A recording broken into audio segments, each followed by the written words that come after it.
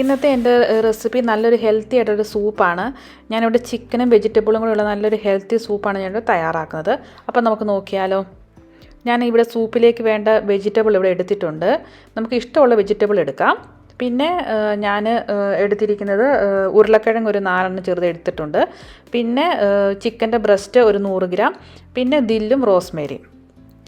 ഇനി നമുക്ക് ഈ വെജിറ്റബിൾ എല്ലാം നന്നായി ചെറിയതായിട്ട് കട്ട് ചെയ്ത് വെക്കാം. ഇനി നമുക്കൊരു പാത്രം അടുപ്പത്ത് വെച്ച് പാത്രം ചൂടായി കഴിയുമ്പോൾ അതിലേക്ക് ബട്ടർ ഒരു ചെറിയ കഷ്ണം, പിന്നെ ഒലിവ് ഓയിൽ ഒരു 1 ടേബിൾ സ്പൂൺ, പിന്നെ നമുക്ക് ഇത് ചൂടായി കഴിയുമ്പോൾ അതിലേക്ക് നമുക്ക് 2 ചെറിയ വെളുത്തുള്ളി അരിഞ്ഞതും പിന്നെ സവോള ഒരു അര സവോള അരിഞ്ഞതും കൂടി ഇട്ട് കൊടുത്തിട്ട് നമുക്ക് നന്നായിട്ടൊന്ന് ഈ സവോളയുടെയൊക്കെ പച്ചമണം മാറുന്നത് നന്നായിട്ടൊന്ന് ഇളക്കി കൊടുക്കാം.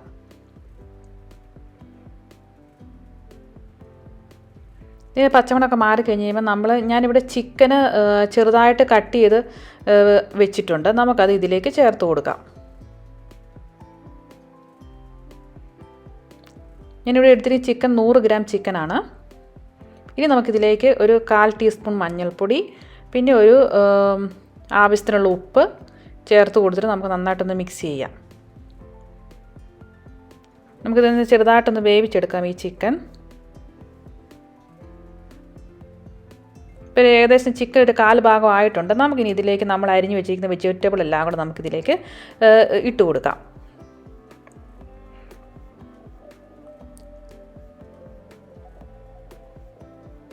ഞാൻ ഇതിലേക്ക് വെജിറ്റബിൾ എല്ലാം ചേർത്ത് ഇട്ട് കൊടുത്തിട്ടുണ്ട്.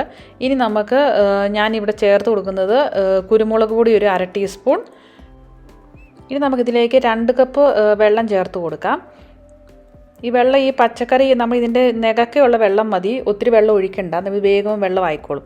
പിന്നെ ഉപ്പ് ചേർത്ത് കൊടുക്കുക. നമ്മൾ ഉപ്പ് നോക്കിയിട്ട് വേണം ചേർത്ത് കൊടുക്കാൻ വേണ്ടി, കാരണം നമ്മൾ ചിക്കനിൽ ഓൾറെഡി ഉപ്പ് ചേർത്തത് കൊണ്ട്. ഇനി നമുക്കിതിലേക്ക് നമ്മൾ ദില്ലും റോസ്മേരി ഇട്ട് കൊടുക്കാം. എന്നിട്ട് നമുക്ക് മൂടി വെച്ച് വേവിക്കാം.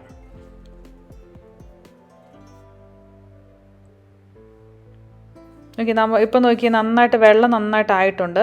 ചെറുതായിട്ടൊന്ന് ഇളക്കിയിട്ട് കൊടുക്കാം. വീണ്ടും നമുക്ക് മൂടി വെച്ച് ഒരു 15 മിനിറ്റ് വേവിക്കാം. ഇപ്പോൾ നോക്കി നമ്മുടെ ഈ വെജിറ്റബിൾ എല്ലാം ഒരു 1/4 വേവായിട്ടുണ്ട്. ഈ രീതിയിൽ നമുക്ക് വേണേൽ കഴിക്കാം. ഇല്ലെങ്കിൽ കുറച്ചും കൂടെ നമ്മളൊരു തവി വെച്ച് ഉടച്ചിട്ട് നമുക്ക് ഇച്ചിരി കുറുകിയതായിട്ടും കൂടെ ആയിട്ട് കഴിക്കാം.